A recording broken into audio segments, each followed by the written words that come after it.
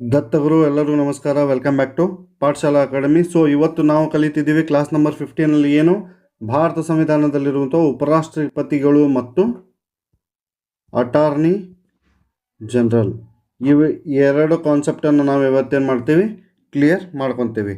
ಹಂಗಂದ್ರೆ ವಿಧಿಗಳು ಎಷ್ಟು ಬರ್ತಾವೆ ಇಲ್ಲಿ ಅಂತಂದ್ರೆ, ಸೊ ಉಪರಾಷ್ಟ್ರಪತಿಗಳದ್ದು 63ರಿಂದ 71 ರಾಷ್ಟ್ರಪತಿ ಉಪರಾಷ್ಟ್ರಪತಿ ಇಬ್ಬರಿಗೂ ಸಂಬಂಧಪಟ್ಟತೆ. ಅದನ್ನ ಆಲ್ರೆಡಿ ನಾನು ಹೋದ ಕ್ಲಾಸಲ್ಲಿ ಡಿಸ್ಕಷನ್ ಮಾಡೀನಿ. ಇನ್ನು ಆರ್ಟಿಕಲ್ 76 ಇದು ಭಾರತದ ಅಟಾರ್ನಿ ಜನರಲ್ ಅವರ ಬಗ್ಗೆ ಮಾತಾಡ್ತತಿ. ಇದ್ರ ಜೋಡಿ ಹಬ್ಬಬ್ಬ ಅಂದ್ರೆ 77 ಅವರ ವ್ಯವಹಾರ ಹೆಂಗೆ ಇರ್ತತಿ ಅನ್ನೋದ್ರ ಬಗ್ಗೆ ಏನು ಮಾಡ್ತತಿ ನಮ್ಗೆ ಹೇಳ್ತತಿ. ಸೊ ಈಗ ಫಸ್ಟಿಗೆ ವಿಧಿಗಳನ್ನು ನೋಡ್ಕೊಂಡು ಬಂದ್ಬಿಡೋನು, ಆಮೇಲೆ ಅವ್ರ ಕಾರ್ಯ ಅಂತ ಏನಂತಂದು ಆರಾಮಾಗಿ ಡಿಸ್ಕಷನ್ ಮಾಡ್ಕೊತ ಹೋಗ್ಲಿಕ್ಕೆ ಬರ್ತದೆ. ಇದಾದಮೇಲೆ ಪ್ರೀವಿಯಸ್ ಇಯರ್ ಕ್ವಶನ್ಸನ್ನು ನೋಡೋಣ ಅಂತ. ಸೊ 63ನೇ ವಿಧಿ ಏನು ಹೇಳ್ತದ? 63ನೇ ವಿಧಿ ನಮ್ಗೆ ಏನು ಹೇಳ್ತದಪ್ಪ ಅಂದ್ರೆ, ಭಾರತದ ಉಪರಾಷ್ಟ್ರಪತಿ, ಭಾರತಕ್ಕೊಬ್ಬ ಉಪರಾಷ್ಟ್ರಪತಿ ಬೇಕು ಅಂತ ಹೇಳ್ತದ. ಭಾರತದ ಉಪರಾಷ್ಟ್ರಪತಿ. ಸೊ 64ನೇ ವಿಧಿ ಏನು ಹೇಳ್ತದ? 64ನೇ ವಿಧಿ ಇವರು ಪದನಿಮಿತ್ತ ಪದನಿಮಿತ್ತ ರಾಜ್ಯಸಭೆಯ ಅಧ್ಯಕ್ಷರು. ಏನಕ್ಕಾರ ಇವರು ಪದನಿಮಿತ್ತ ರಾಜ್ಯಸಭೆಯ ಅಧ್ಯಕ್ಷರಾಗ್ತಾರೆ. ಸೊ ಇನ್ನು 65ನೇ ವಿಧಿ, ಈಗ ರಾಷ್ಟ್ರಪತಿಯವರ ಹುದ್ದೆ ಅಕಸ್ಮಾತ್ ಇನ್ ಕೇಸ್ ಏನೋ ಖಾಲಿ ಆದಾಗ ಉಪರಾಷ್ಟ್ರಪತಿಯವರು ರಾಷ್ಟ್ರಪತಿಯಾಗಿ ಕಾರ್ಯನಿರ್ವಹಣೆ ಮಾಡೋದು. ಏನು ಮಾಡೋದು? ಉಪರಾಷ್ಟ್ರಪತಿಯವರು ರಾಷ್ಟ್ರಪತಿಯಾಗಿ ಕಾರ್ಯನಿರ್ವಹಣೆಯನ್ನು ಮಾಡೋದನ್ನು ಹೇಳ್ತತಿ. ನಿರ್ವಹಣೆ. 66ನೇ ವಿಧಿ ಏನು ಹೇಳ್ತದ? 66ನೇ ವಿಧಿ ಉಪರಾಷ್ಟ್ರಪತಿಯವರ ಚುನಾವಣೆಯ ಬಗ್ಗೆ ಹೇಳ್ತತಿ. ಏನು ಹೇಳ್ತತಿ? ಉಪರಾಷ್ಟ್ರಪತಿಯವರ ಚುನಾವಣೆ ಬಗ್ಗೆ ಹೇಳ್ತತಿ. ಇನ್ನು 67ನೇ ವಿಧಿ ಏನು ಹೇಳ್ತದ? ಉಪರಾಷ್ಟ್ರಪತಿಯವರ ಅಧಿಕಾರಾವಧಿ. 68 ಉಪರಾಷ್ಟ್ರಪತಿಯ ಸ್ಥಾನ ಖಾಲಿ ಇದ್ದಾಗ, ಉಪರಾಷ್ಟ್ರಪತಿಯವರ ಸ್ಥಾನ ಖಾಲಿ ಇತ್ತಪ್ಪ ಅಂದ್ರೆ ಏನು ಮಾಡೋದು? ಚುನಾವಣೆ ನಡೆಸುವುದು. ಅಂದ್ರೆ ಅದನ್ನು ಹೊಳ್ಳಿ ಭರ್ತಿ ಮಾಡೋದಕ್ಕೆ ಚುನಾವಣೆ ನಡೆಸುವುದ್ರ ಬಗ್ಗೆ ಮಾತಾಡ್ತದೆ. 69ನೇ ವಿಧಿ ಏನು ಹೇಳ್ತತಿ? ಉಪರಾಷ್ಟ್ರಪತಿಯವರ ಪ್ರಮಾಣ ವಚನ. ಉಪರಾಷ್ಟ್ರಪತಿಯವರ ಪ್ರಮಾಣ ವಚನ. ಇನ್ನು 70 ಏನು ಹೇಳ್ತದ? ಇತರ ಸಂದರ್ಭಗಳಲ್ಲಿ. ಯಾವಾಗ? ಇತರ ಸಂದರ್ಭಗಳಲ್ಲಿ ರಾಷ್ಟ್ರಪತಿಯವರ ರಾಷ್ಟ್ರಪತಿಗಳ ಪ್ರಕಾರ್ಯ ನಿರ್ವಹಣೆ ಅಂದ್ರೆ ಇವರು ಆ್ಯಕ್ಟ್ ಆ್ಯಸ್ ಅ ಪ್ರೆಸಿಡೆಂಟ್. ಅದನ್ನಲ್ಲಿ ಕೊಟ್ಟಾರ. ಅದು ಖಾಲಿ ಇದ್ದಾಗ. ಇದು ಇತರ ಸಂದರ್ಭಗಳಲ್ಲಿ. ಇದನ್ನೊಂದು ನೆನ್ಪಿಟ್ಕೊರಿ. 71 ನಾನು ಅವಾಗೂ ಡಿಸ್ಕಷನ್ ಮಾಡೀನಿ, ಈಗ ಇನ್ನೊಂದು ಸತಿ ಹೇಳ್ಬಿಡ್ತಾನೆ. ರಾಷ್ಟ್ರಪತಿ ಮತ್ತು ಉಪರಾಷ್ಟ್ರಪತಿಯವ್ರದ್ದು ಚುನಾವಣೆಗೆ ಸಂಬಂಧಿಸಿದ ವಿಷಯಗಳು. ಇಬ್ಬರದು ಹೇಳ್ತೀವಿ ಚುನಾವಣಾ ವಿಷಯ ಇದು. ಪ್ಲಸ್ 76ನೇ ವಿಧಿ ಏನು? ಗೋವಿಂದ ಭಾರತದ ಅಟಾರ್ನಿ ಜನರಲ್. 77 ಭಾರತ ಸರ್ಕಾರದ ವ್ಯವಹಾರ ನಡವಳಿಕೆ. ವ್ಯವಹಾರ ನಡವಳಿಕೆ. ಇದನ್ನಿಷ್ಟು ಡಿಸ್ಕಷನ್ ಮಾಡ್ತೇವೆ ನಾವು. ಈಗ ಇಲ್ಲಿ ನೀವು ಹೇಳ್ಬೋದು 72ನೇ ವಿಧಿನೂ ಇತ್ತು. 72ನೇ ವಿಧಿ ನಾವು ಪ್ರೆಸಿಡೆಂಟ್ ಒಳಗೆ ಡಿಸ್ಕಷನ್ ಮಾಡೇವೆ, ಯಾಕಂದ್ರೆ ಅದು ಪ್ರೆಸಿಡೆಂಟ್ ಪವರ್. ಇವನ್ 73ನೇ ವಿಧಿಯಿಂದ ಪ್ರಧಾನಮಂತ್ರಿಗಳು ಬರ್ತಾರೆ. ಸೊ ಪ್ರಧಾನಮಂತ್ರಿಗಳದ್ದನ್ನು ಸಪ್ರೇಟಾಗಿ, ಯಾಕಂದ್ರೆ ಅವ್ರ ಬಗ್ಗೆ ಒಂದು ಸ್ವಲ್ಪ ಡೀಪಾಗಿ ಡಿಸ್ಕಷನ್ ಮಾಡೋದು ಬರ್ತದೆ. ಹಾಗಾಗಿ ಅದನ್ನ ಸಪ್ರೇಟ್ ಕ್ಲಾಸ ಮಾಡಿದ್ರಾತಂತಂದು 73ರಿಂದ 75ನೇ ವಿಧಿ ಅವೇನದಾವ ಅವನು ಬಿಟ್ಟೇನಿ. 78ನೇ ವಿಧಿನೂ ಸಹ ಏನು ಮಾಡ್ತದೆ? ಪ್ರಧಾನಮಂತ್ರಿಗಳ ಬಗ್ಗೆನೇ ಮಾತಾಡೋದಕ್ಕೆ ಈಗ ಅದು ಬೇಡ ಅಂತಂದು ಅನಿಸ್ತು. ಸೊ ಹಂಗಾಗಿಬಿಟ್ಟನಿ. ಈಗ ಇವಿಷ್ಟು ವಿಧಿಗಳ ಮೇಲೆ ಏನು ಮಾಡೋಣ ನಾವೀಗ ಡಿಸ್ಕಷನನ್ನು ಸ್ಟಾರ್ಟ್ ಮಾಡೋಣ. ನನಗೆ ಆ್ಯಸ್ ಯೂಶ್ವಲ್ ಇಲ್ಲಿ ಹೆಂಗೈತೆ ಹಂಗೆ ಹೇಳ್ಕೊತ ಹೋಗೋದಿಲ್ಲ. ಈಗ ಆಲ್ರೆಡಿ ನಿಮ್ಗೆ ವಿಧಿಗಳು ಯಾವ್ಯಾವ ಇಂಪಾರ್ಟೆಂಟ್ ಅಂತ ನಿಮ್ಗೆ ಗೊತ್ತಾಗ್ಬಿಟ್ಟಿರ್ತೈತಿ. ಸೊ ಹಾಗಾಗಿ ಇವನು ಒಂದು ಸತಿ ನೋಡ್ಕೊರಿ. ನಾನು ಆ್ಯಸ್ ಯೂಶ್ವಲ್ ಜನರಲಾಗಿ ಈಗ ಹೆಂಗೆ ಎಕ್ಸ್ಪ್ಲೇನ್ ಮಾಡ್ಕೊತ ಹೋಗೋಕೆ ಹಂಗೆ ಮಾಡ್ಕೊತ ಹೋಗ್ಬಿಡ್ತೀನಿ. ಸೊ ಆರ್ಟಿಕಲ್ 63 ಏನು ಹೇಳ್ತದೆ ನಮ್ಗೆ, ಭಾರತಕ್ಕೆ ಒಬ್ಬ ಉಪರಾಷ್ಟ್ರಪತಿಯವರು ಬೇಕು ಅಂತ ಹೇಳ್ತದೆ. ಯಾರಿಗೆ? ನಮ್ಮ ಭಾರತಕ್ಕೆ ಉಪರಾಷ್ಟ್ರಪತಿಯವರು ಬೇಕು ಅಂತ ಹೇಳ್ತದೆ. ಇನ್ನು ಇವರ ಚುನಾವಣೆ ಬೇಕನ್ನೋಟ್ಲೆ ಮತ್ತು ಅವ್ರ ಮೊದಲು ಚುನಾವಣೆಯನ್ನು ನಡೆಸ್ತಾರೆ. ಹೌದಾ? ಚುನಾವಣೆಯನ್ನು ನಡೆಸಿದ್ರೆ ಇವರು ಚುನಾವಣೆ ಹೆಂಗೆ ಇರ್ತತಿ ಅಂತಂದ್ರೆ, ಇವರ ಚುನಾವಣಾ ವಿಧಾನ ಲೋಕಸಭೆ ಪ್ಲಸ್ ರಾಜ್ಯಸಭೆ ಅಷ್ಟರು ಇವ್ರಿಗೆ ವೋಟ್ ಮಾಡ್ತಾರೆ.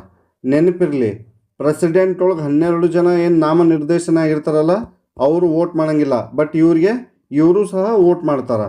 ಆದ್ರೆ ಎಮ್ ಎಲ್ ಎಗಳು ಯಾರು ಇವರಿಗೆ ವೋಟ್ ಮಾಡೋಂಗಿಲ್ಲ. ಎಮ್ ಎಲ್ ಎಗಳು ಇವ್ರು ಯಾರಿಗೂ ಏನು ಮಾಡೋಂಗಿಲ್ಲ, ವೋಟ್ ಮಾಡೋಂಗಿಲ್ಲ. ಇಷ್ಟು ನೀವು ನೆನ್ಪಿಟ್ಕೋಬೇಕು. ಇಲ್ಲೇ +12 ಆಗುತ್ತೆ, ಅಲ್ಲಿ -12.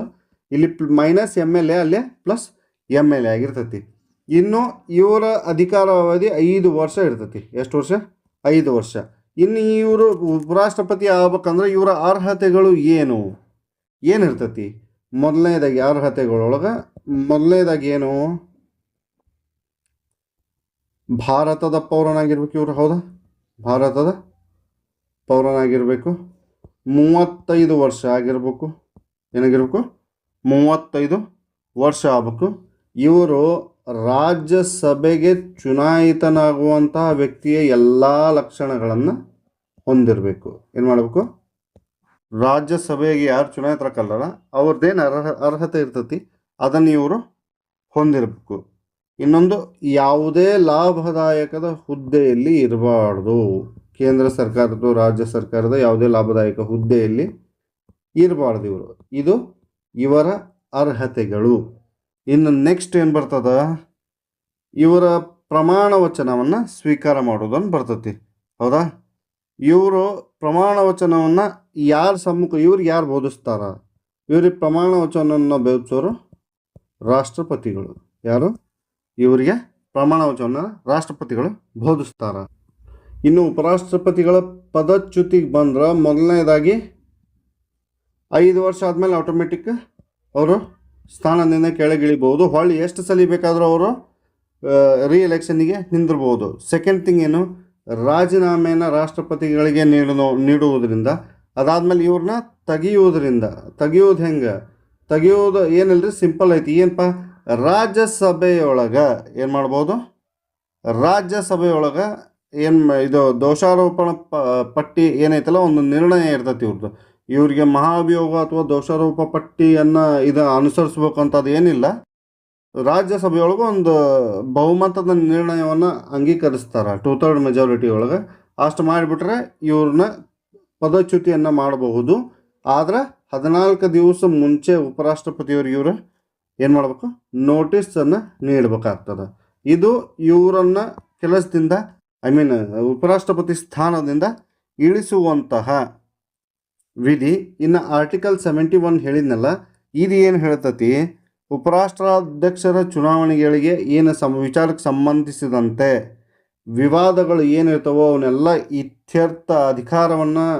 ಇತ್ಯರ್ಥಪಡಿಸುವ ಅಧಿಕಾರ ಸರ್ವೋಚ್ಚ ನ್ಯಾಯಾಲಯಕ್ಕೆ ಮಾತ್ರ ಐತಿ. ಬೇರೆ ಯಾರಿಗೂ ಆ ಅಧಿಕಾರ ನಮ್ಮ ಸಂವಿಧಾನ ಕೊಟ್ಟಿಲ್ಲ ಅಂತ ಇದರ ಅರ್ಥ. ಹೀಗಾಗಿ 71ನೇ ವಿಧಿ ಇಂಪಾರ್ಟೆಂಟ್ ಆಗ್ತದೆ.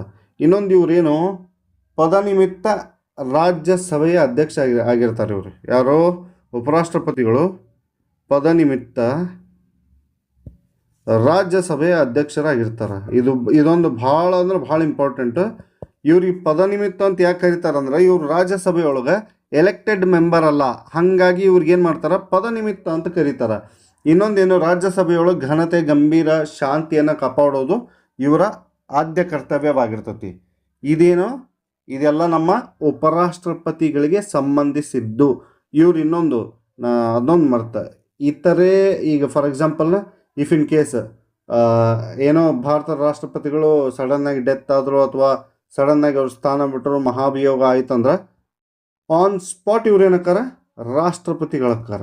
ಉಪರಾಷ್ಟ್ರಪತಿಯಿಂದ ಸೀದಾ ಇವ್ರು ಏನಕ್ಕಾರ ರಾಷ್ಟ್ರಪತಿಗಳಕ್ಕಾರ. ರಾಷ್ಟ್ರಪತಿ ಆದಮೇಲೆ ಇವರು ಕಾರ್ಯನಿರ್ವಹಿಸು ಕೇವಲ 6 ತಿಂಗಳು ಮಾತ್ರ ರಾಷ್ಟ್ರಪತಿಗಳಾಗಿ. ಯಾಕಂದ್ರೆ ನಮ್ಮ ಸಂವಿಧಾನದೊಳಗೆ ರಾಷ್ಟ್ರಪತಿ ಹುದ್ದೆ ಖಾಲಿಯಾದ 6 ತಿಂಗಳು ಒಳಗಾಗಿ ಇನ್ನೊಬ್ಬ ರಾಷ್ಟ್ರಪತಿಯನ್ನು ನೇಮಕ ಮಾಡಬೇಕು. ಹಾಗಾಗಿ ಆ 6 ತಿಂಗಳು ಮಾತ್ರ ಇವರು ಸೇಮ್ ಅಲ್ಲ, ಇವರು ರಾಷ್ಟ್ರಪತಿನ ಇವ್ರು ಹೇಳಿದ್ದು ಅಥವಾ ಇವರೇನು ಕ್ಷಮಾದಾನ ನೀಡೋದು ಪ್ರತಿಯೊಂದು ರಾಷ್ಟ್ರಪತಿಗಳು ಹೆಂಗೆ ವರ್ಕ್ ಮಾಡ್ತಾರಲ್ಲ ಇವರು 6 ತಿಂಗಳು ಹಂಗೆ ವರ್ಕ್ ಮಾಡ್ತಾರ. ಇನ್ನು ನಮ್ಮ ಉಪರಾಷ್ಟ್ರಪತಿ ಹುದ್ದೆ ಎಲ್ಲಿ ಹೋಲ್ತತಿ ಅಂತಂದ್ರೆ USA ವೈಸ್ ಪ್ರೆಸಿಡೆಂಟ್ ಅದಾರಲ್ಲ, ಸೊ ಹಂಗೆ ನಮ್ಮದು ಇಂಡಿಯಾದೊಳಗೂ ವೈಸ್ ಪ್ರೆಸಿಡೆಂಟ್ ಅದಾರ. ಆ ಹುದ್ದೆಯನ್ನು ಈ ಹುದ್ದೆ ಹೋಲ್ತತಿ. ಇನ್ನು ನಾವೇನು ಮಾಡೋಣ, 76ನೇ ವಿಧಿ ಬಗ್ಗೆ ಒಂದು ಸ್ವಲ್ಪ ಡಿಸ್ಕಷನನ್ನು ಮಾಡಿಬಿಡೋಣ. ಇದು ಇಷ್ಟು ಉಪರಾಷ್ಟ್ರಾಧ್ಯಕ್ಷರ ಬಗ್ಗೆ ಐತ್ರಿ. ಉಪರಾಷ್ಟ್ರಾಧ್ಯಕ್ಷರ ಬಗ್ಗೆ ಭಾಳ ಏನಿಲ್ಲ, ಬಟ್ ಅವ್ರು ಇಂಪಾರ್ಟೆಂಟ್ ಏನಂದ್ರೆ ಒಂದು ರಾಜ್ಯಸಭೆ, ಇನ್ನೊಂದು ಅವರು ರಾಷ್ಟ್ರಪತಿಯಾಗಿ ಸೇವೆಯನ್ನು ಮಾಡೋದು. ಇವನು ಭಾಳ ಸಲ ಕೇಳ್ಯಾನ. ಸೊ ಹಾಗಾಗಿ ಅದನ್ನೊಂದು ಚೂರು ನೆನ್ಪಿಟ್ಕೋರಿ. ಈಗೇನು ಮಾಡೋಣ, ಡೈರೆಕ್ಟ್ ಆರ್ಟಿಕಲ್ 76 ಬಗ್ಗೆ ಡಿಸ್ಕಷನನ್ನು ನಾವು ಸ್ಟಾರ್ಟ್ ಮಾಡೋಣ. 76ನೇ ವಿಧಿ ಏನು ಹೇಳ್ತತಿ, ಭಾರತದ ಅಟಾರ್ನಿ ಜನರಲ್ ಬಗ್ಗೆ ವಿವರಿಸ್ತತಿ. ಮೊದಲನೇದಾಗಿ ಇವ್ರು ಏನು ಕೇಂದ್ರ ಸರ್ಕಾರದ, ಯಾರ್ದು ರಾಜ್ಯ ಸರ್ಕಾರ ಅಲ್ಲ, ಕೇಂದ್ರ ಸರ್ಕಾರದ ಪ್ರಥಮ ಕಾನೂನು ಅಧಿಕಾರಿ ಇವರು. ಇದೊಂದು ನೆನಪಿರಲಿ. ಕೇಂದ್ರ ಸರ್ಕಾರದ ಯಾವುದೋ ಲಪ್ಪಡ ಆಗಲಿ, ಏನೋ ವಿವಾದಗಳಾಗಲಿ ಕೋರ್ಟ್ನೊಳಗೆ ಇವರ ಹೋಗಿ ಅದನ್ನು ಸಾಲ್ವ್ ಮಾಡ್ಕೊಂಬರ್ತಾರೆ. ಹಾಗಾಗಿ ಇವ್ರಿಗೆ ಏನಂತ ಕರೀತಾರೆ, ಪ್ರಥಮ ಕಾನೂನು ಅಧಿಕಾರಿ ಅಂತ ಕರೀತಾರೆ. ರಾಷ್ಟ್ರಾಧ್ಯಕ್ಷರು ಏನು ಮಾಡ್ತಾರೆ, ರಾಷ್ಟ್ರಪತಿಗಳು ಮಂತ್ರಿಮಂಡಲದ ಸಲಹೆಯ ಮೇರೆಗೆ ಇವ್ರಿಗೆ ನೇಮಿಸ್ತಾರೆ. ಬಟ್ ನೇಮಕ ಆಗೋಕ್ಕಿಂತ ಮುಂಚೆ ಇವ್ರಿಗೂ ಕೆಲವೊಂದಿಷ್ಟು ಕಂಡೀಷನ್ಸ್ ಅದಾವು. ಏನಪ್ಪ, ಸುಪ್ರೀಂ ಕೋರ್ಟಿನ ನ್ಯಾಯಾಧೀಶರಾಗಿ ನೇಮಕ ಹೊಂದುವಂಥ ಎಲ್ಲ ಅರ್ಹತೆಗಳಿದ್ದಂಥವ್ರನ್ನೇನು ಮಾಡ್ತಾರೆ, ಅಟಾರ್ನಿ ಜನರಲ್ ಅವ್ರನ್ನ ಕೇಂದ್ರ ಸರ್ಕಾರದ ಅಟಾರ್ನಿ ಜನರಲ್ ಆಗಿ ಮಾಡ್ತಾರೆ. ಸೊ ಅದು ಒಂದನೇದು. ಎರಡನೇದು ಕಂಡೀಷನ್ ಏನು, ಇವರು ಭಾರತದ ಪ್ರಜೆಯಾಗಿರ್ಬೇಕು.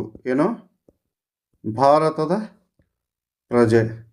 ಎರಡನೇದೇನು, ಇವರು ಹೈಕೋರ್ಟ್ನಲ್ಲಿ 5 ವರ್ಷ ಎಟ್ಲೀಸ್ಟ್ ಹೈಕೋರ್ಟ್ ಒಳಗೆ 5 ವರ್ಷ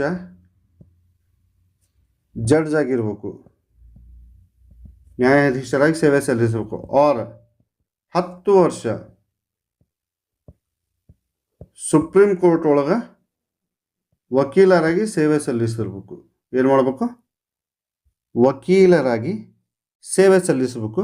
ಹೊಳ್ಳಿ ರಾಷ್ಟ್ರಾಧ್ಯಕ್ಷರ ಅಂದ್ರೆ ಮಂತ್ರಿಮಂಡಲದ ಪ್ರಕಾರ ಇವರೊಬ್ಬ ಚಾಣಾಕ್ಷ, ಒಳ್ಳೆ ಇನ್ನೊಂದೇನು ನ್ಯಾಯ ಪರಿಣಿತರಾಗಿರ್ಬೇಕು ಅಂತಂದು ಇವ್ರೇನು ಮಾಡ್ತಾರೆ ಹೇಳ್ತಾರೆ. ಬಟ್ ಇವ್ರಿಗೆ ಫಿಕ್ಸ್ ಅಧಿಕಾರಾವಧಿ ಇಲ್ಲ. ಇನ್ನೊಂದು ಅಧಿಕಾರಾವಧಿ ಇವರಿಗೆ ಫಿಕ್ಸ್ ಇಲ್ಲರಿ. ಇವ್ರದ್ದು ಹೆಂಗೈತಿ, ಇನ್ನೊಂದು ಇವ್ರನ್ನ ವಜಾ ಮಾಡೋದಕ್ಕೂ ಯಾವುದೇ ಥರನಾದ, ಈಗ ಫಾರ್ ಎಕ್ಸಾಂಪಲ್ ಮಹಾಭಿಯೋಗ ರಾಷ್ಟ್ರಾಧ್ಯಕ್ಷರಿಗೆ ಹೆಂಗಿತ್ತು ಹಂಗೆ ಇವ್ರಿಗೆ ಆ ರೀತಿಯಾದಂತಹ ಆಧಾರಗಳನ್ನು ಎಲ್ಲೂ ಹೇಳಿಲ್ಲ. ಅಟಾರ್ನಿ ಜನರಲ್ ರಾಷ್ಟ್ರಾಧ್ಯಕ್ಷರ ಇಚ್ಛೆ ಪರ್ಯಂತ ಏನು ಮಾಡಬಹುದು, ಮುಂದುವರಿಬಹುದು ಅಂತಂದು ಹೇಳ್ತಾರ. ಇನ್ನು ಇವರ ಕೆಲಸಗಳು ಏನಪ್ಪ ಅಂತಂದ್ರೆ, ಒಂದನೇದು ಕಾನೂನು ವಿಷಯಕ್ಕೆ ಸಂಬಂಧಿಸಿದಂತೆ ಭಾರತ ಸರ್ಕಾರಕ್ಕೆ ಹೆಲ್ಪ್ ಮಾಡೋದು, ಅದರ ಬಗ್ಗೆ ತಿಳಿ ಹೇಳೋದು, ಸಲಹೆ ನೀಡುವುದು ಇವರ ಆದ್ಯ ಕರ್ತವ್ಯ ಆಗಿರ್ತತಿ. ಹೊಳ್ಳಿ ರಾಷ್ಟ್ರಾಧ್ಯಕ್ಷರಿಂದ ವಹಿಸಲ್ಪಟ್ಟ ಕಾನೂನು ಸ್ವರೂಪದ ಮತ್ತು ಇತರೆ ಕಾರ್ಯಗಳನ್ನು ನಿರ್ವಹಿಸುವುದಾಗಿರ್ತತಿ. ಅದಾದಮೇಲೆ ಸಂವಿಧಾನದ ಅಥವಾ ಇತರೆ ಯಾವುದೇ ಕಾನೂನಿನಿಂದ ವಹಿಸಲ್ಪಟ್ಟ ಕಾರ್ಯಗಳನ್ನು ನಿರ್ವಹಿಸುವುದು. ಹೊಳ್ಳಿ ಭಾರತ ಸರ್ಕಾರದ ಪರವಾಗಿ, ಇದು ಇಂಪಾರ್ಟೆಂಟ್, ಭಾರತ ಸರ್ಕಾರದ ಪರವಾಗಿ ಸುಪ್ರೀಂ ಕೋರ್ಟ್ನಲ್ಲಿ ವಾದಿಸುವುದು ಇವರ ಆದ್ಯ ಕರ್ತವ್ಯ. ಹೊಳ್ಳಿ ಭಾರತ ಸರ್ಕಾರದ ರಿಕ್ವೆಸ್ಟ್ ಮೇಲೆ ಹೈಕೋರ್ಟ್ ಒಳಗೂ ಇವ್ರು ಹೋಗಿ ವಾದಿಸಬಹುದು. ಇನ್ನೊಂದು ಇವ್ರದ್ದು ಮೇನ್ ಅಂದ್ರೆ ಹೊಳ್ಳಿ ಯೂಶ್ವಲಿ ಇದನ್ನು ಭಾಳ ಸಲ ರಿಪೀಟ್ ಆಗಿ ಕೇಳ್ಯಾನ್ರಿ. ಏನಂದ್ರೆ ಇವರು ಈಗೇನು ಅಟಾರ್ನಿ ಜನರಲ್ ಇರ್ತಾರಲ್ಲ, ಇವರು ಲೋಕಸಭೆ, ರಾಜ್ಯಸಭೆ ಕಾರ್ಯಕಲಾಪಗಳಲ್ಲಿ ಪ್ಲಸ್ ಯಾವುದೇ ಸಮಿತಿಗಳನ್ನು ಆಮೇಲೆ ಹೇಳ್ತೇನೆ, ಯಾವುದೇ ಸಮಿತಿಗಳಲ್ಲಿ ಹೋಗಿ ಭಾಗವಹಿಸುವ ಹಕ್ಕನ್ನು ಹೊಂದ್ಯಾರ. ಏನು ಭಾಗವಹಿಸುವ ಹಕ್ಕು, ಹೊಳ್ಳಿ ಮಾತನಾಡುವ ಹಕ್ಕು, ಅಲ್ಲಿ ಹೋಗಿ ತಮ್ಮದೇನೈತಲ್ಲ ತಮ್ಮ ತಲೆಯೊಳಗಿದ್ದನ್ನು ಹೇಳುವ ಹಕ್ಕನ್ನು ಇವ್ರು ಹೊಂದ್ಯಾರ. ಆದರೆ ಮತದಾನ ಅಂತಂದ್ರೆ ಓಟ್ ಹಾಕೋದು, ಅಲ್ಲಿ ಏನೋ ಒಂದು ಕಾರ್ಯಕಲಾಪ ಆಗಿರ್ತೈತಿ, ಇದಕ್ಕೆ ಇಷ್ಟು ಓಟ್ ಹಾಕ್ರಿ ಅಷ್ಟು ಓಟ್ ಹಾಕ್ರಿ ಅಂತ ಹೇಳಿರ್ತಾರ. ಆ ಮತದಾನದ ಹಕ್ಕು ಒಂದು ಇವರಿಗೆ ಇಲ್ಲ. ಇದೊಂದು ಹಕ್ಕು ಬಿಟ್ಟು ಇವರು ರಾಜ್ಯಸಭೆಯಲ್ಲಿ ಅಥವಾ ಲೋಕಸಭೆಯಲ್ಲಿ ಯಾವುದೇ ಸಮಿತಿಗಳಲ್ಲಿ ಹೊಳ್ಳಿ ಇವರು ಕೋರ್ಟ್ ಒಳಗೂ ಹೋಗಿ ಹಿಯರಿಂಗ್ಸನ್ನು ಕೇಳಬಹುದು, ಕುಂತು ಕೇಳಬಹುದು, ಭಾರತ ಸರ್ಕಾರದ ಪರವಾಗಿ ಮಾತನಾಡಬಹುದು. ಇದು ಇಷ್ಟು ಏನು ನಮ್ಮ ಯಾರು ಅಟಾರ್ನಿ ಜನರಲ್ ಆಫ್ ಇಂಡಿಯಾ ಅವರ ಕಾರ್ಯಗಳು. ಇನ್ನು ಇವ್ರು ಏನು ಮಾಡಬಾರ್ದು ಅಂತೂ ಐತಿ, ಕೆಲವೊಂದಿಷ್ಟು ಕಾರ್ಯಗಳನ್ನು ಇವ್ರು ಮಾಡೋಂಗಿಲ್ಲ. ಅದು ಏನೇನು? ಒಂದನೇದ್ದು, ಭಾರತ ಸರ್ಕಾರದ ವಿರುದ್ಧ ಯಾರಾದರೂ ಮೊಕದ್ದಮೆ ಹೂಡಿದ್ರೆ ಆ ಮೊಕದ್ದಮೆಯ ಪರವಾಗಿ ಇವ್ರು ಮಾತಾಡೋಂಗಿಲ್ಲ, ಸಲಹೆ ನೀಡಂಗಿಲ್ಲ. ಆಯ್ತಾ?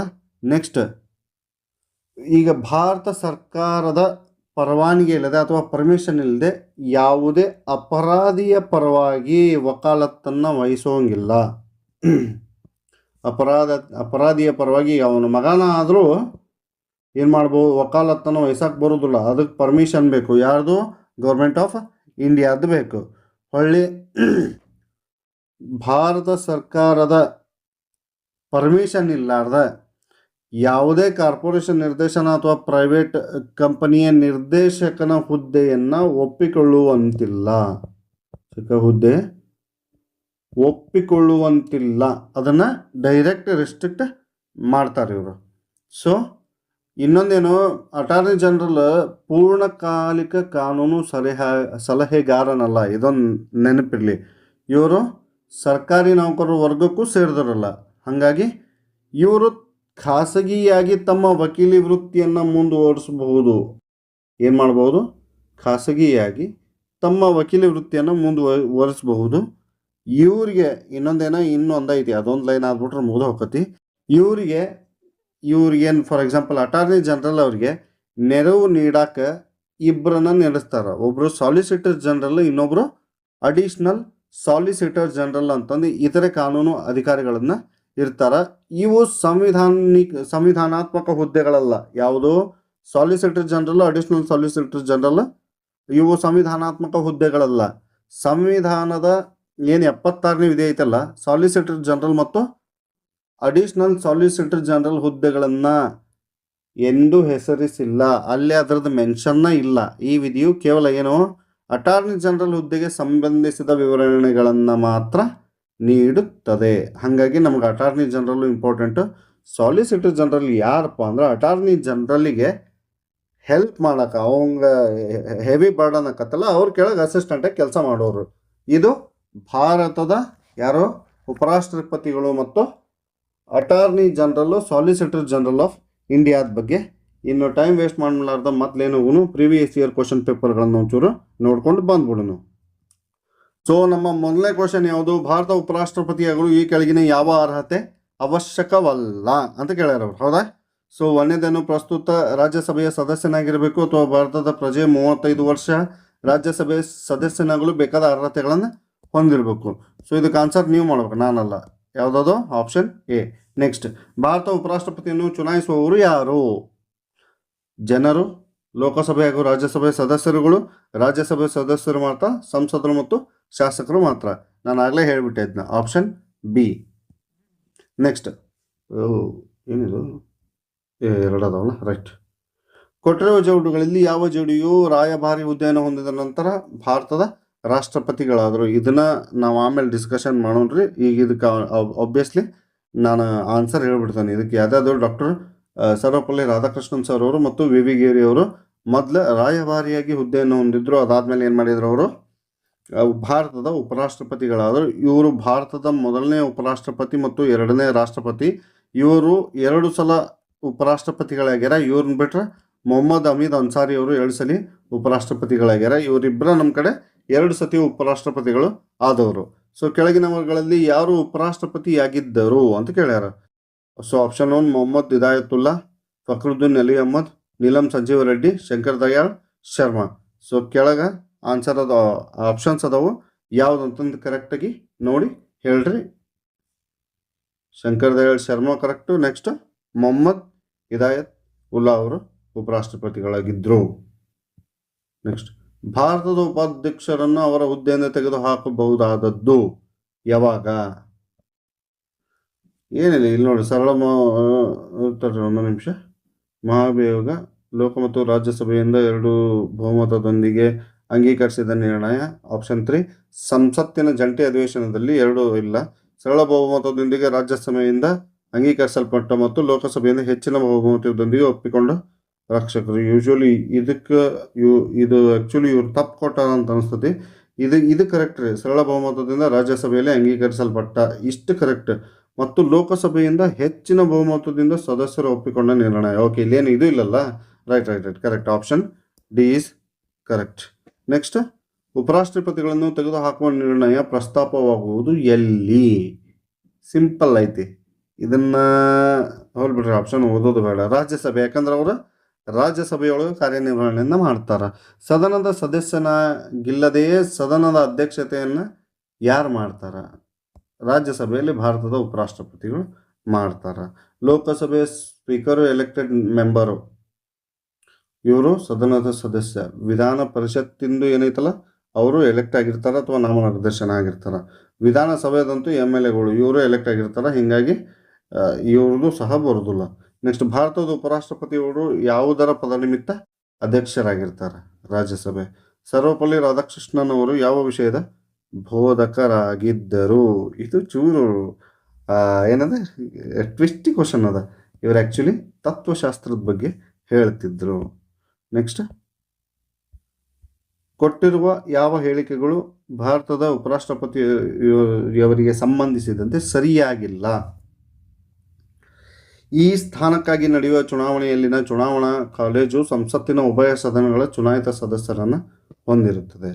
ರಾಷ್ಟ್ರಪತಿಗಳು ಗೈರು ಹಾಜರಿಯಲ್ಲಿ ಅವರ ಸ್ಥಾನದಲ್ಲಿ ಉಪರಾಷ್ಟ್ರಪತಿಗಳು 6 ತಿಂಗಳು ಮೀರದಂತೆ ಹುದ್ದೆಯನ್ನು ಹೊಂದಿರುತ್ತಾರೆ. ನೆಕ್ಸ್ಟ್ ಈ ಸ್ಥಾನದಿಂದ ನಡೆಯುವ ಚುನಾವಣೆಯ ಅಭ್ಯರ್ಥಿಯು ನಾಮಪತ್ರವನ್ನು 20 ಮಂದಿ ಮತದಾರರು ಅನುಮೋದಿಸಬೇಕು ಹಾಗೂ 20 ಮಂದಿ ಮತದಾರರು ಸೂಚಿಸಬೇಕು.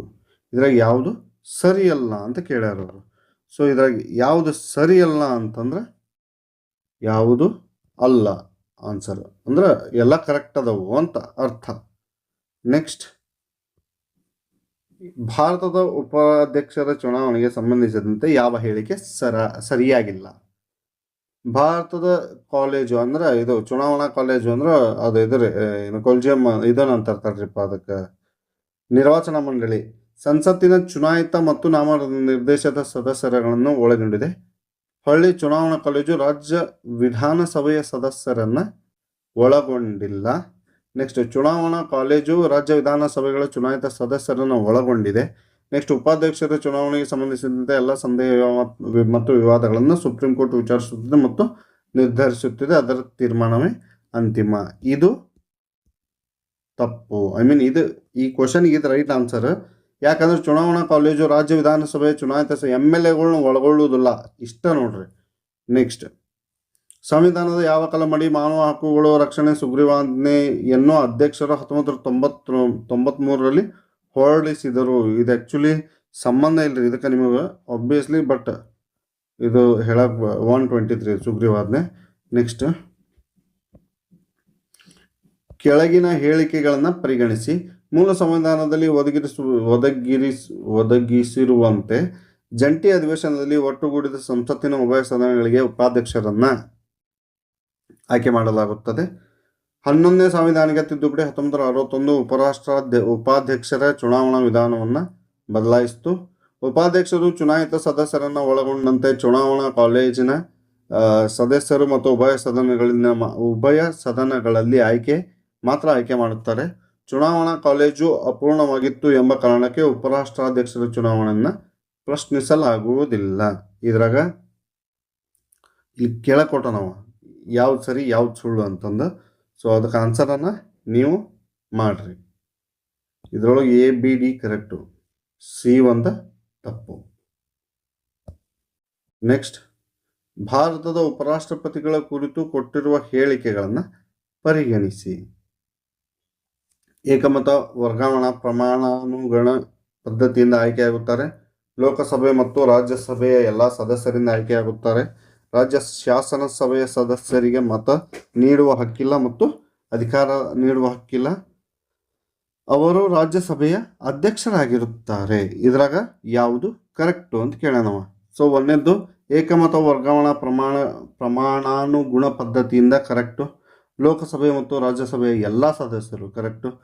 ರಾಜ್ಯ ಶಾಸನ ಸಭೆ ಅಂದರೆ MLAಗಳು MLCಗಳು ಸಂಬಂಧಿಲ್ಲ. ಅವರು ರಾಜ್ಯಸಭೆಯ ಅಧ್ಯಕ್ಷರಾಗಿರ್ತಾರೆ. ಸೊ ಇದು ಕರೆಕ್ಟ್ ಅಂದ್ರೆ option 3 is the right answer. Next, ಭಾರತದ ಉಪರಾಷ್ಟ್ರಪತಿಗಳಿಗೆ ಸಂಬಂಧಿಸಿದಂತೆ ಯಾವ ಹೇಳಿಕೆ ಸರಿಯಾಗಿದೆ ಅಂತ ಕೊಟ್ಟ ನೀವು. ಸೊ ಇವರು ಏನು, 1 ರಾಜ್ಯಸಭೆಯಿಂದ ಆಯ್ಕೆಯಾಗುತ್ತಾರೆ, 2 ಪದನಿಮಿತ್ತ ಸಭಾಧ್ಯಕ್ಷರು, 4 ವರ್ಷಗಳ ಅವಧಿಗೆ ಸಂಸತ್ತಿನ 2 ಜಂಟಿ ಅಧಿವೇಶನದ ಅಧ್ಯಕ್ಷತೆಯನ್ನು ವಹಿಸ್ತಾರೆ. ಸೊ ಇದ್ರಾಗ ರೈಟ್ ಆನ್ಸರ್ ಇರೋದು ಆಪ್ಷನ್ B 1.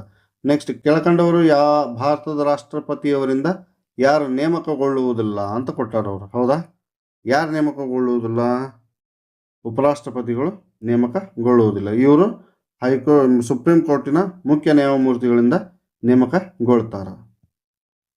ಉಪರಾಷ್ಟ್ರಪತಿಗಳ ಮರು ಚುನಾವಣೆಗೆ ಸಂಬಂಧಿಸಿದಂತೆ ಏನು ಕೊಟ್ಟರೆ ನೋಡ್ರಿ. ಒಂದಿದ್ದು, ಸಂವಿಧಾನವು ನಿರುಪಾಧಿಕವಾಗಿ ಸುಮ್ಮನಾಗಿದೆ. ಸಂವಿಧಾನವು ಒಂದು ಸ್ಪಷ್ಟ ನಿರ್ಬಂಧ ವಿಧಿಸಿದೆ. ಒಂದೇ ಒಂದು ಬಾರಿ ಮಾತ್ರ ಮರು ಚುನಾವಣೆ ನಡೆಸಲು ಸಂವಿಧಾನವು ಸಮ್ಮತಿಸಿದೆ. ಗರಿಷ್ಠ 2 ಅವಧಿಗಳವರೆಗೆ ಸಂವಿಧಾನವು ಮರು ಚುನಾವಣೆಗೆ ಸಮ್ಮತಿಸಿದೆ ಅಂತ ಕೊಟ್ಟರ. ಸೊ ಇದಕ್ಕೆ ಆನ್ಸರ್ ಏನು? ಸಂವಿಧಾನ ಅದರ ಬಗ್ಗೆ ಏನು ಹೇಳೇ ಇಲ್ಲ. ನೆಕ್ಸ್ಟ್, ಕೆಳಗಿನ ಹೇಳಿಕೆಗಳನ್ನು ಗಮನಿಸಿ. ಭಾರತದ ಉಪರಾಷ್ಟ್ರಪತಿಗಳು ಸಂಸತ್ತಿನ ಸದಸ್ಯರಿಂದ ಚುನಾಯಿತರಾಗಿರುತ್ತಾರೆ. ಭಾರತದ ಉಪರಾಷ್ಟ್ರಪತಿಗಳು ರಾಜ್ಯಸಭೆಯ ಪದನಿಮಿತ್ತ ಸಭಾಪತಿಯಾಗಿರ್ತಾರೆ. ಉಪರಾಷ್ಟ್ರಪತಿಗಳ ಚುನಾವಣೆಯಲ್ಲಿ ರಾಜ್ಯ ವಿಧಾನಸಭೆಗಳ ಸದಸ್ಯರು ಸಹ ಮತ ಚಲಾಯಿಸುತ್ತಾರೆ. ಆನ್ಸರ್ ಯಾವುದು ಇದಕ್ಕೆ? ಉತ್ತರ 1 ಮತ್ತು 2 ಮಾತ್ರ ಸರಿ. ಭಾರತಕ್ಕೆ ಸ್ವಾತಂತ್ರ್ಯ ಬಂದ ಮೇಲೆ ಮೊದಲನೇ ರಾಧಾಕೃಷ್ಣನ್ ಸರ್ ಅವರು ಈ ಕೆಳಗಿನಲ್ಲಿ ಉಪರಾಷ್ಟ್ರಪತಿ ಯಾರು ಅಂತ ಕೊಟ್ಟಾರೆ ಇವರು. ಹೌದಾ? ಉಪರಾಷ್ಟ್ರಪತಿಗಳು ಯಾರು ಅಂದ್ರೆ ಆಗಲ್ಲ, ನಾನು ಆಲ್ರೆಡಿ ಹೇಳ್ಬಿಟ್ಟೇನೆ, ಮೊಹಮ್ಮದ್ ಹಮೀದ್ ಅನ್ಸಾರಿ ಅವರು. ಸೊ ಸಂಸತ್ತಿನ ಯಾವುದೇ ಸದನದಲ್ಲಿ ಸದಸ್ಯನಲ್ಲದ ಕೆಳಗಿನ ಯಾರು ಕಲಾಪಗಳಲ್ಲಿ ಭಾಗವಹಿಸಬಹುದು? ಇವರ attorney general of India. So ಇಲ್ಲಿಗೆ ನಮ್ಮ ಉಪರಾಷ್ಟ್ರಪತಿ ಅಟಾರ್ನಿ ಜನರಲ್ ಅವರ ಕಾನ್ಸೆಪ್ಟ್ ಕಂಪ್ಲೀಟ್ ಐತೆ. ಐ ಹೋಪ್ ನಿಮ್ಗೆ ಅಂಡರ್ಸ್ಟ್ಯಾಂಡ್ ಆಗೈತೆ ಅಂತ ತಿಳ್ಕೊತೀನಿ. ಏನಾದರೂ ಡೌಟ್ ಇದ್ರೆ ದಯವಿಟ್ಟು ಕಮೆಂಟ್ ಸೆಕ್ಷನ್ನಲ್ಲಿ ತಿಳಿಸ್ರಿ. ನಿಮಗೆ ವಿಡಿಯೋ ಇಷ್ಟ ಆಗಿದ್ರೆ ಲೈಕು, ಶೇರು, ಸಬ್ಸ್ಕ್ರೈಬು ಅಂತೇನೆ ನಾವು ಥರ ಅದನ್ನೊಂದು ಚೂರು ಮಾಡಿರಿ. ಹಂಗೆ ನಾವು ಯೂಟ್ಯೂಬ್ನಾಗ ಒಂದು ಗಂಟೆ ಕಟ್ಟೇವಿಲ್ಲ. ಆ ಗಂಟೆ ಹೊಡೆದ್ರೆ ನಮ್ಮ ನೋಟಿಫಿಕೇಷನ್ ನಾವು ವಿಡಿಯೋ ಬಿಟ್ಟಾಗ ಸೀದಾ ನಿಮ್ಮ ಫೋನಿಗೆ ಬರ್ತೈತಿ ಅಂತ ಹೇಳ್ತಾ, ಯಾರಿಗೆ ಕಾನ್ಸ್ಟಿಟ್ಯೂಷನನ್ನು ಈಸಿಯಾಗಿ ಕಲಿಬೇಕು ಅಂತ ಅನ್ಸುತ್ತೋ ದಯವಿಟ್ಟು ಅವ್ರಿಗೆ ನಮ್ಮ ಚಾನಲ್ನನ್ನು ಶೇರ್ ಮಾಡಿರಿ ಅಂತ ಹೇಳ್ತಾ ನನ್ನ ಇವತ್ತಿನ ಕ್ಲಾಸನ್ನು ನಾನು ಮುಗಿಸ್ತಾ ಇದ್ದೀನಿ. ಎಲ್ಲರಿಗೂ ದತ್ತಗುರು ನಮಸ್ಕಾರ.